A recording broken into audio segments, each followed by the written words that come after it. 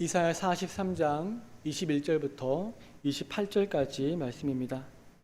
우리 한 절씩 교독하시고 마지막 절 합독하겠습니다.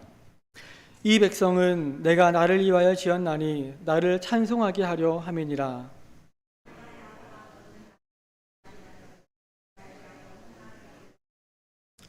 내 번제의 양을 내게로 가져오지 아니하였고 내 제물로 나를 공경하지 아니하였느니라.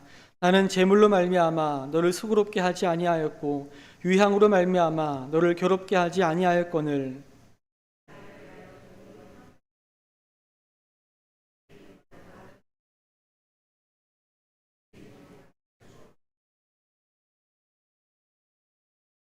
나 곧 나는 나를 위하여 내 허물을 도말하는 자니 내 죄를 기억하지 아니하리라.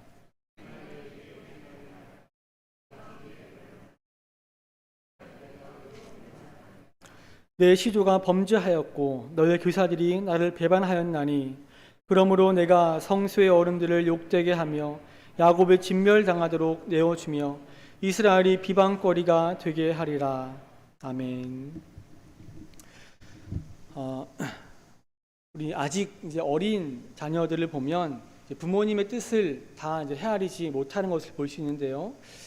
그래서 저는 저의 아이들이 어릴 때에 지금부터 지금 안 그러는데 어릴 때에 가끔씩 아빠 미워라는 말을 들어본 적이 종종 있었습니다.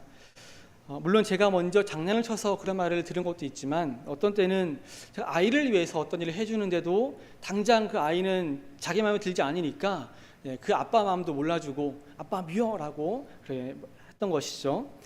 그런 말을 들으면 사실 기분은 좋지 않습니다. 그렇다고 제가 똑같이 제 아들을 미워할 수 있겠습니까? 그럴 수 없겠죠. 그래서 내 아들이니까 그래도 사랑할 수밖에 없습니다. 혹시 여러분 중에 손주들한테 할아버지 미워, 할머니 미워 라는 말을 들어보셨습니까? 손주는요 그런 말을 하는 것도 너무 이쁘지 않습니까? 그렇죠? 하나님도 마찬가지입니다. 우리가 아무리 어린아이처럼 하나님을 원망하고 불평하고 죄를 지어도 하나님은 구원하시기로 택한 우리를 사랑하십니다.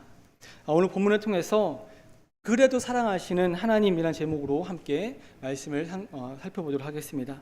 첫 번째로 하나님은 우리를 지으셨습니다. 21절 말씀 보시면 이 백성은 내가 나를 위하여 지었나니 나를 찬송하게 하려 함이니라고 했습니다. 여기서 이 백성은 구약의 이스라엘 백성들이 가리키는 말이지만 동시에 오늘날 예수 그리스도를 믿어서 구원받은 영적 이스라엘이 된 우리들을 가리키는 말입니다. 하나님께서 우리를 지으셨습니다. 왜 지으셨습니까?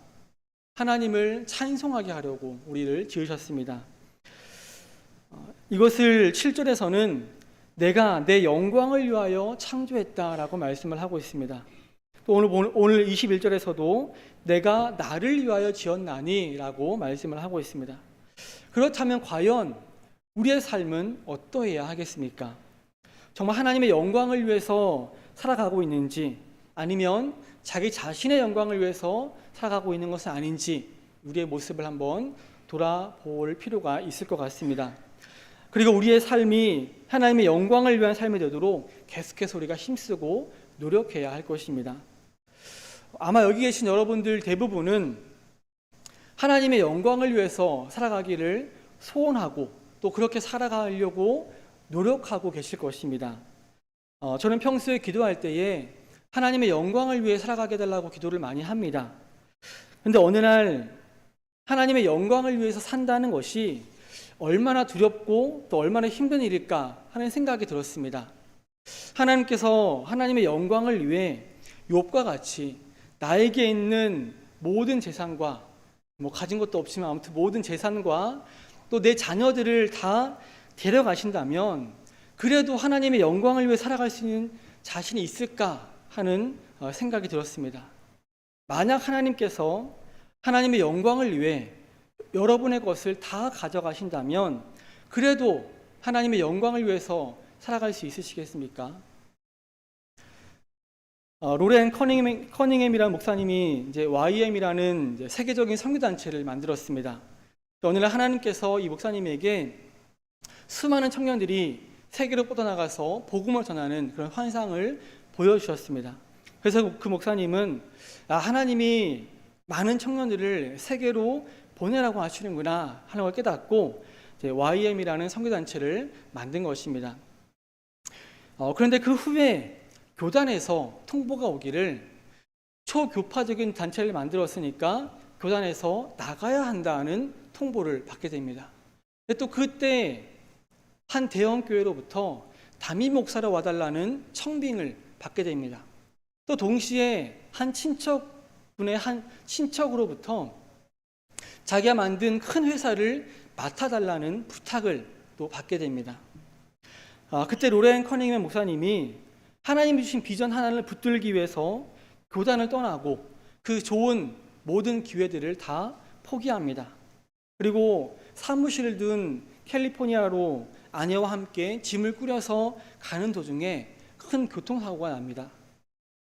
차가 몇 번을 구르고 정신을 차려보니까 옆에 있던 아내는 이미 숨이 끊어졌습니다. 좋은 기회들을 다 포기하고 하나님께 순종하려고 하는데 왜 이런 일이 생기나 하고 생각할 수 있지 않겠습니까? 그때 하나님의 음성이 들렸습니다. 지금도 너는 나를 섬기겠느냐 하는 음성이 들렸습니다.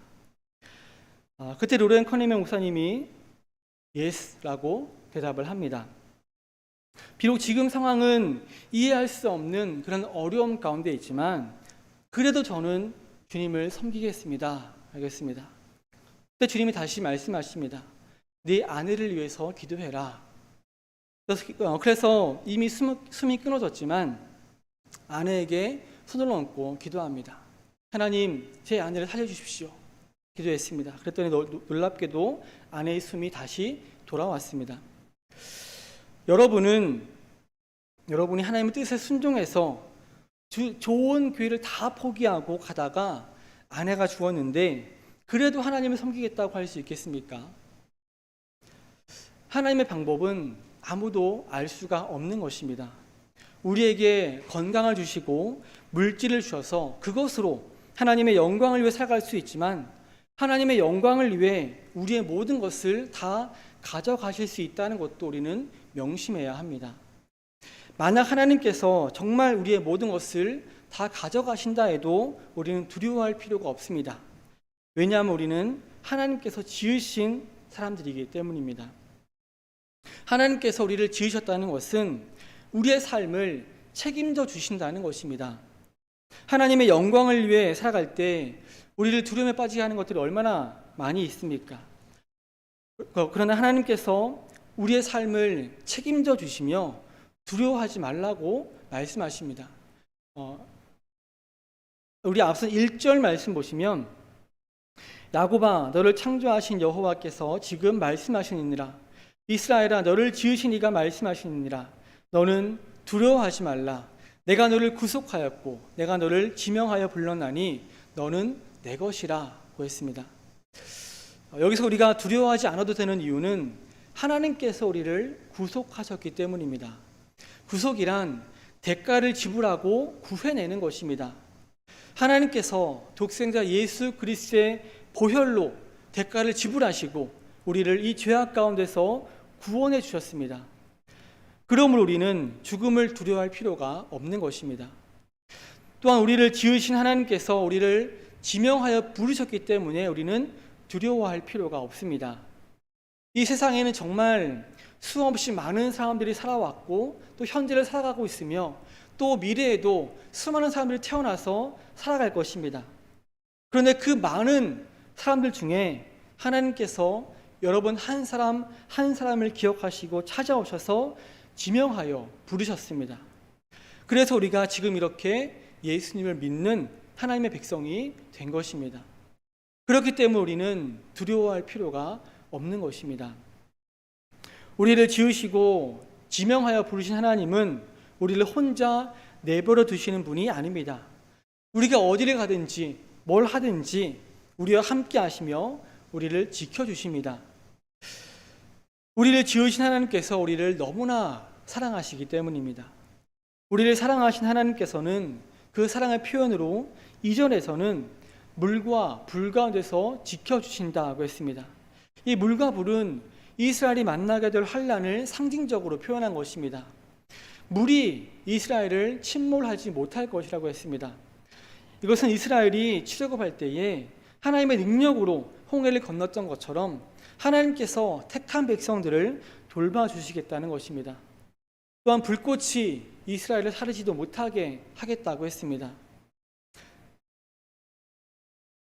하나님께서 불꽃 같은 위험 가운데서도 택한 백성의 생명을 지켜주시겠다는 말씀입니다.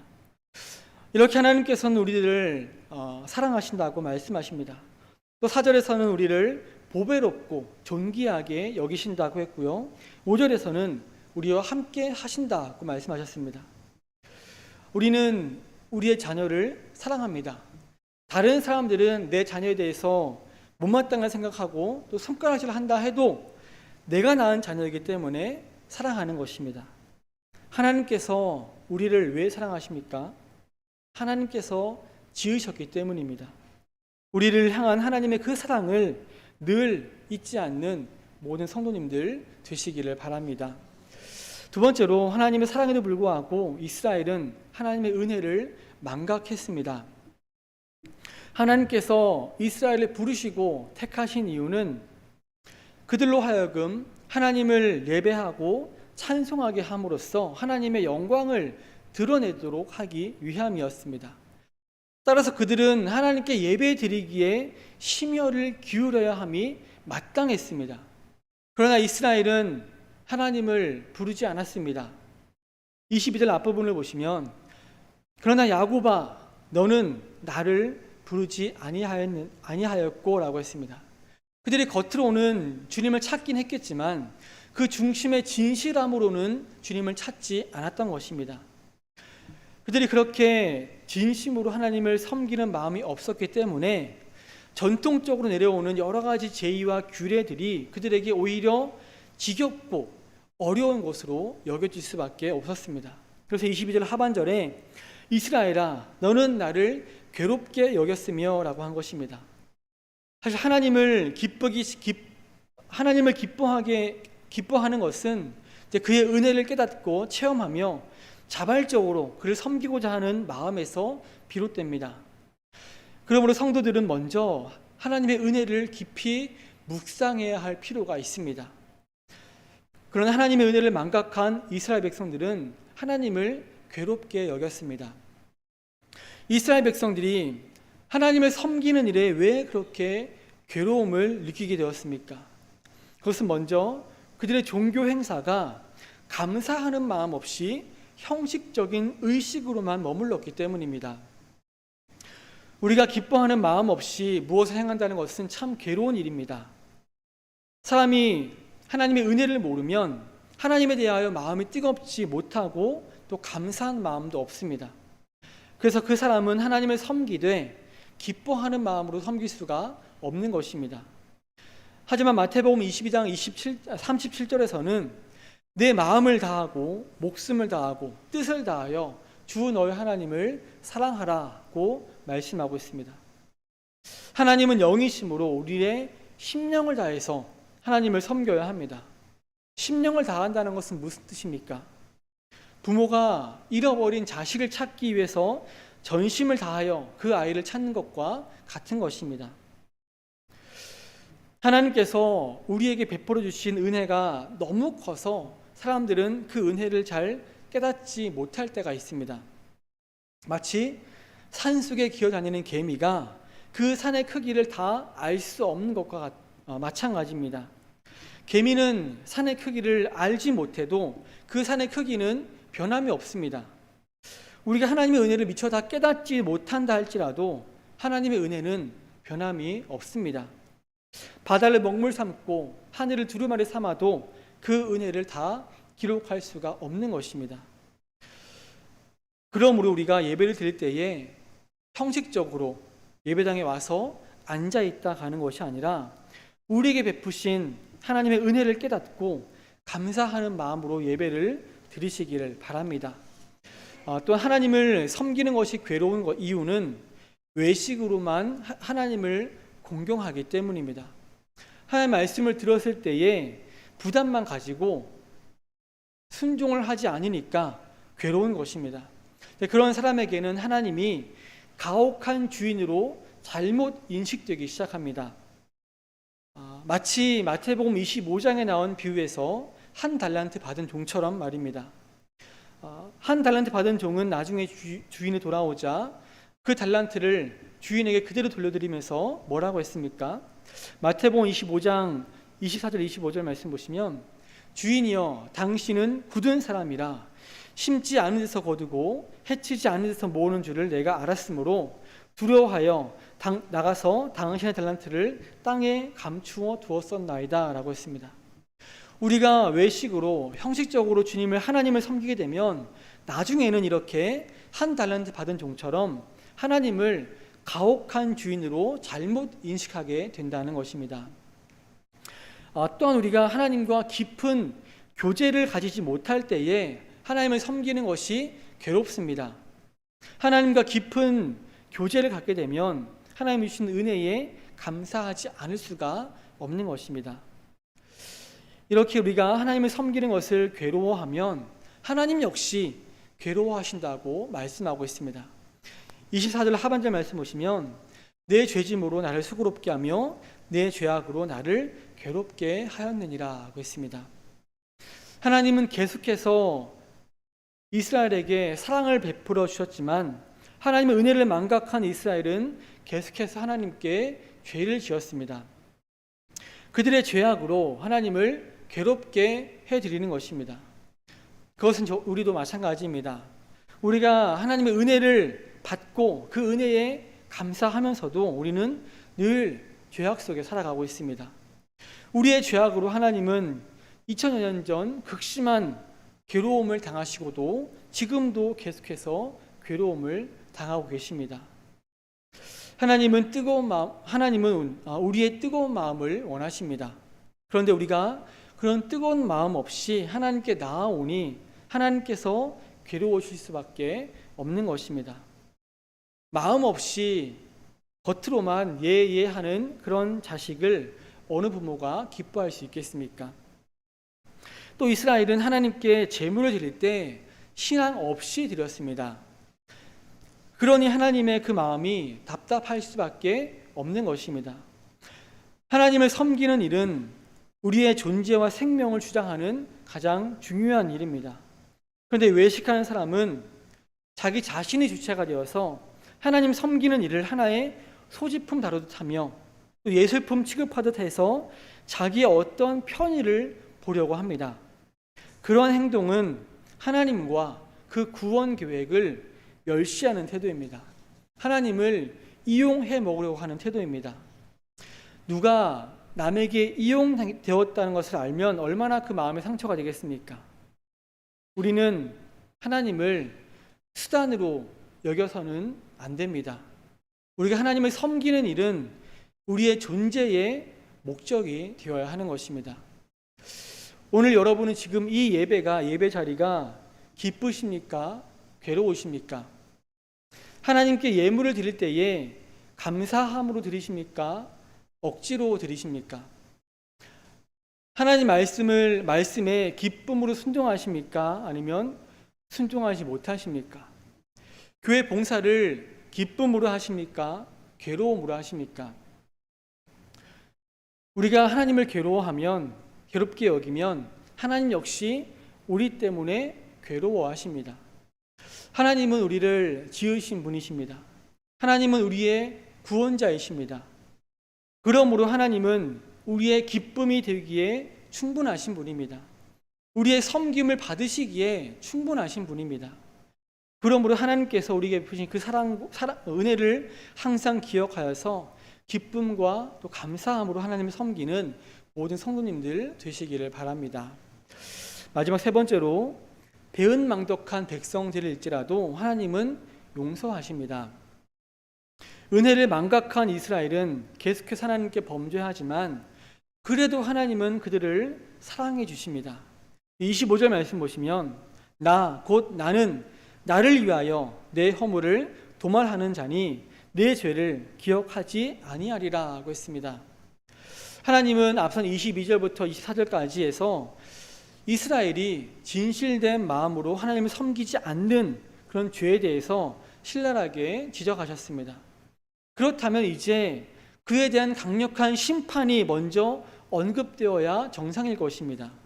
하지만 하나님께서는 25절에서 하나님의 은혜의 크심을 보여주십니다. 하나님께서 이스라엘의 죄를 도말해 주시고 그 죄를 기억하지도 않겠다고 하시는 것입니다. 이것은 흉악한 이스라엘에 대한 죄 용서의 선언입니다. 그런데 그 죄 용서의 근거가 이스라엘 백성들의 공로나 노력에 의한 것이 아니라는 것을 우리는 알아야 합니다. 본문을 보시면 나를 위하여 라고 했습니다. 즉 하나님 자신을 위하여 이스라엘의 죄를 용서해 주시는 것입니다. 죄 용서의 근거가 하나님께 있다는 것입니다. 또한 25절 말씀은 하나님께서 한 번 택하신 백성들을 포기하지 않으시고 끝까지 사랑하시겠다는 하나님의 신실하심을 보여주는 표현입니다. 그러므로 우리의 구원은 절대 변할 수가 없습니다. 한 번 예수님을 믿어 구원받은 사람이라면 그 구원이 절대 흔들릴 수 없다는 것입니다. 우리는 구원받았지만 여전히 죄를 지으면서 살아가고 있습니다. 죄를 지어도 된다는 것이 아니라 우리의 연약한 육신으로 말미암아 자신도 모르게 죄를 짓게 되지만 그렇다고 해서 우리의 구원이 취소되는 것은 아니라고 하는 것입니다. 그래서 우리는 확신에 찬 신앙생활을 할 수 있는 것입니다. 그러나 하나님은 그 죄에 대해서 그냥 넘어가시는 분이 결코 아닙니다. 우리 26절 말씀 보시면 너는 나에게 기억이 나게 하라. 우리가 함께 변론하자. 너는 말하여 내가 의로움을 나타내라 하고 했습니다. 여기서 하나님은 이스라엘을 향해서 그들이 구원받을 수 있는 의로운 행위들을 했었는지 한번 말해보라고 하십니다. 만약 하나님께서 그들의 의를 잊어버리신 경우에는 그것을 하나님께 기억나도록 해봐라고 하는 것입니다. 물론 이것은 풍자하는 말씀입니다. 만일 그들에게 의가 있다면 하나님께서 모르실 리가 없습니다. 이것은 그들에게 의가 없다는 것을 강력하게 말씀하시는 것입니다. 혹시 하나님께서 여러분들에게 너는 네가 의로운 것이 있다면 말해봐라. 혹시 내가 기억하지 못하는 것이 있다면 기억나게 해봐라 라고 하신다면 여러분은 하나님께 드릴 말씀이 있으십니까? 저는 아무리 생각을 해봐도 뭐라 할 말이 없었습니다. 혹 우리의 의가 조금이라도 있어서 그것을 말씀드린다 해도 하나님께서 베푸신 은혜에 비하면 정말 눈꼽만큼도 안 될 것입니다. 우리의 그 어떤 의가 목숨을 바친 그 은혜에 비교될 수가 있겠습니까? 우리는 하나님께 내세울 만한 것이 하나도 없다는 것입니다. 우리는 처음부터 하나님께 내세울 만한 것이 없었습니다. 27절 앞부분을 보시면 내 시조가 범죄하였고 라고 했습니다. 여기서 시조는 아브라함을 가리키는데 아브라함이 아무리 믿음의 조상이라고는 말하지만 아브라함도 하나님을 전적으로 신뢰하지 못하고 거짓말을 하는 죄를 범했었습니다. 그러므로 이스라엘은 처음부터 범죄한 나라였으며 계속해서 범죄하는 나라임을 말씀하고 있는 것입니다. 또 27절 하반절 말씀 보시면 너의 교사들이 나를 배반하였나니 라고 했습니다.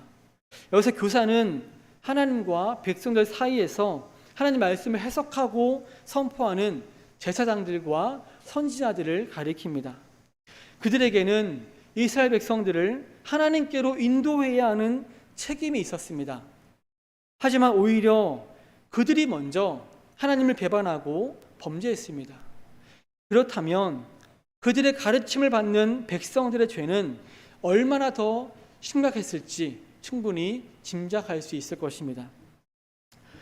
그리고 결국 하나님은 그들의 죄를 심판하시겠다고 말씀하십니다. 28절 말씀 보시면 그러므로 내가 성소의 어른들을 욕되게 하며 야곱이 진멸당하도록 내어주며 이스라엘이 비방거리가 되게 하리라 하고 있습니다.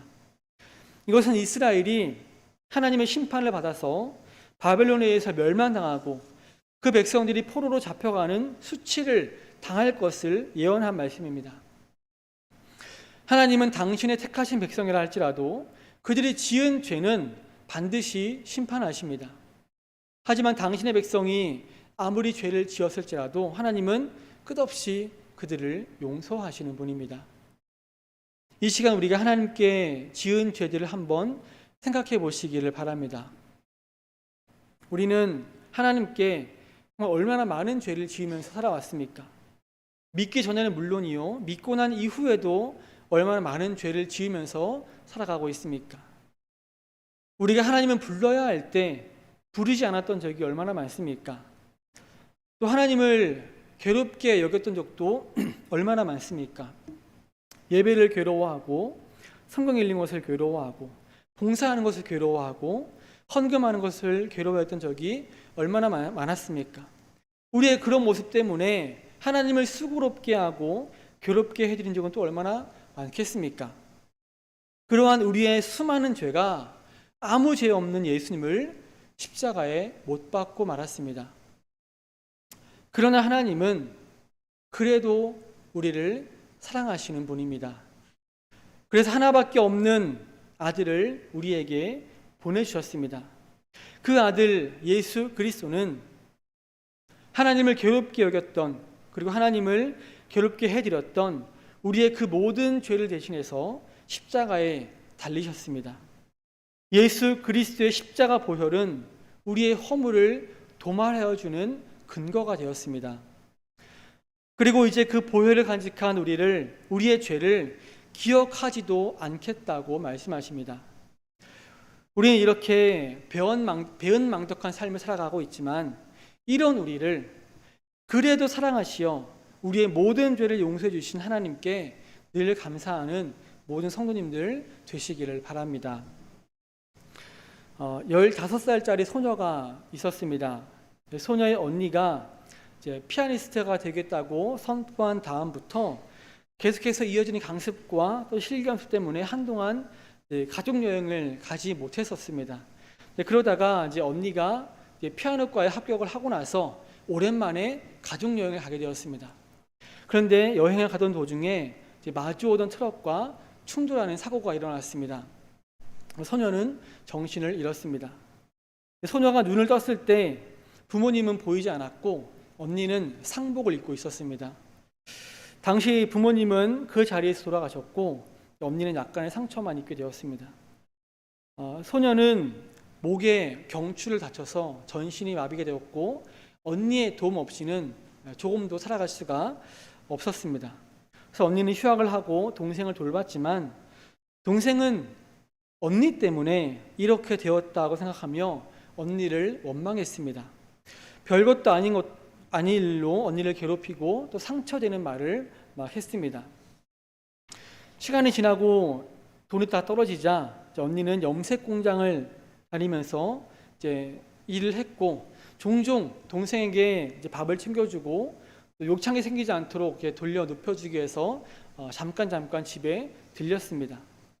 그리고 얼마 후에 언니는 온몸이 땀에 젖을 정도로 뛰어들어와서 돈을 많이 벌었다고 하면서 이제 병원에 데려가 주겠다고 합니다. 그리고 자랑스럽게 손을 내밀었는데 그 손에는 몇 장의 수표와 또 10,000원짜리 몇 장이 들려 있었습니다. 그 순간 소녀는 그 돈에 가려진 20살 언니의 망가진 손을 보게 되었습니다. 소녀의 원망 속에 가려져 있던 언니의 두 손에는 돌아가신 엄마의 손보다 더 많은 고토의 골이 패여 있었습니다. 염색약 때문에 손톱 밑은 시퍼렇게 물이 들어 있었고 또 손톱은 닳아서 뭉툭해져 있었습니다. 소녀는 이제 언니의 손을 덥석 잡아주고 싶었지만 몸을 움직일 수가 없어서 입술을 깨물며 흐르는 눈물을 뒤로 언니 미안해 라는 말만 중얼거릴 수밖에 없었습니다. 이 소녀는 자신의 처한 현실에 언니를 원망했지만 사실 언니의 잘못은 없었습니다. 그런데도 언니는 자신을 원망하는 동생을 사랑했습니다. 자신의 꿈을 포기하면서까지 동생을 지극정성으로 보살펴 주었습니다. 이렇게 언니를 원망하던 이 소녀의 모습이 하나님께 범죄하는 우리의 모습이 아닌가 하는 생각이 들었습니다. 그런데도 하나님은 우리를 사랑하십니다. 하나님께서 우리를 하나님의 형상대로 지으셨기 때문입니다. 하나님은 자기 아들을 십자가에 내어주시면서까지 우리를 사랑하셨고 지금도 여전히 사랑하고 계십니다. 그런데도 우리는 그 사랑을 잊어버리고 그 은혜를 망각해버리고 여전히 죄를 지으며 살아가고 있습니다. 하나님의 사랑과 은혜를 기억하기만 해도 좋을 텐데 오히려 범죄한 우리 인간들은 하나님을 괴로워하며 또 번제의 양을 드리지도 않았고 하나님을 공경하지도 않았습니다. 하나님은 예물로 인하여 우리를 수고롭게 하고 괴롭게 하는 분이 아닙니다. 우리가 하나님의 사랑과 은혜를 기억한다면 기꺼이 돈으로 향품을 사며 희생의 기름으로 하나님을 흡족하게 해드려야 하는 것입니다. 그런데 죄악된 인간들은 자신들의 죄짐으로 하나님을 수고롭게 하며 하나님을 괴롭게 해드렸습니다. 그러나 하나님은 하나님 자신을 위하여 우리의 허물을 도말하여 주시고 그 죄를 기억하지도 않겠다고 말씀하십니다. 이런 하나님의 사랑에 늘 감격하며 또 감사하시기를 바랍니다.